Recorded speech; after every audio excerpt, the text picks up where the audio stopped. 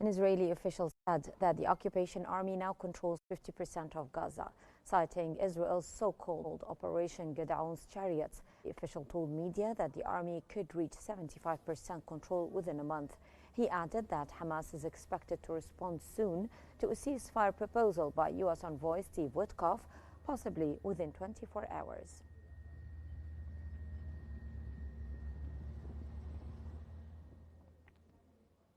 The Palestinian Health Ministry said that Israeli airstrikes struck multiple areas across Gaza. According to the ministry, hospitals in Gaza received the bodies of 70 Palestinians killed in the last 24 hours. The strikes also injured 189 others. The total death toll from the Israeli offensive since October 7, 2023 has now reached 54,677, while more than 125,530 Palestinians have been injured.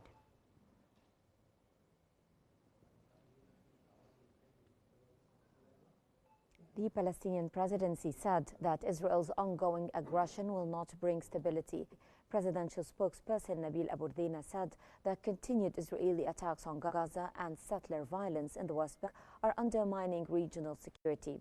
He stressed that only an end to the daily massacres in Gaza and full Palestinian rights can bring lasting peace.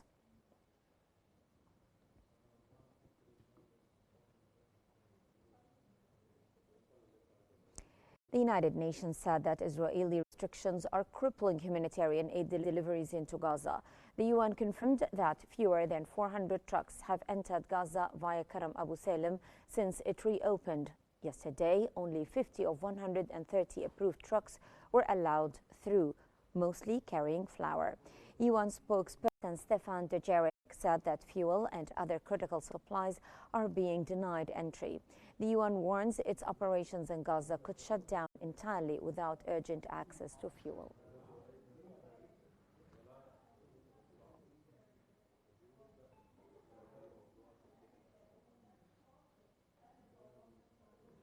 Russia's President Putin has offered to help resolve the Iran nuclear issue. The Kremlin has said that President Vladimir Putin informed U.S. President Donald Trump of Moscow's readiness to use its ties with Iran to support nuclear negotiations.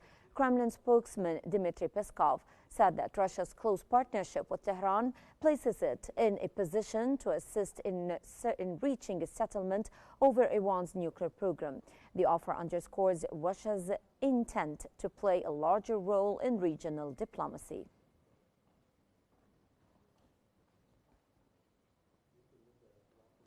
Russia and Ukraine have announced plans for a significant detainee exchange this weekend involving approximately 1,200 individuals.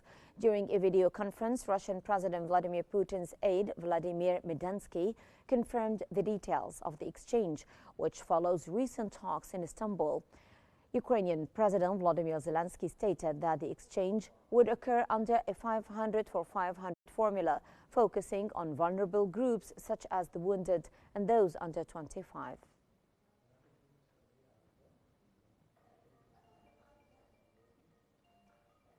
Russian President Vladimir Putin and U.S. President Donald Trump have held a phone call to discuss the conflict with Ukraine and the second round of talks. Their discussions focused on recent Ukrainian attacks on Russian civilians and the second round of negotiations between the two nations. That comes as the Kremlin aide Yuri Yushakov confirmed that conversation addressed these critical issues, highlighting the tension surrounding the conflict.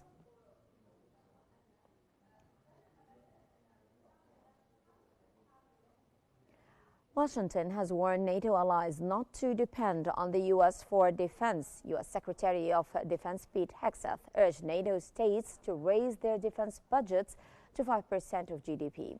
At a meeting with NATO counterparts, Hegseth said that deterrence and peace come only through strength, adding that the U.S. will no longer carry the burden alone in a world of growing threats.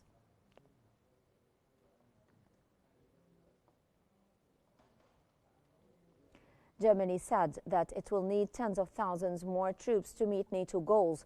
German Defense Minister Boris Pistorius said that Berlin may need to recruit up to 60,000 additional soldiers to fulfill NATO's updated defense strategy.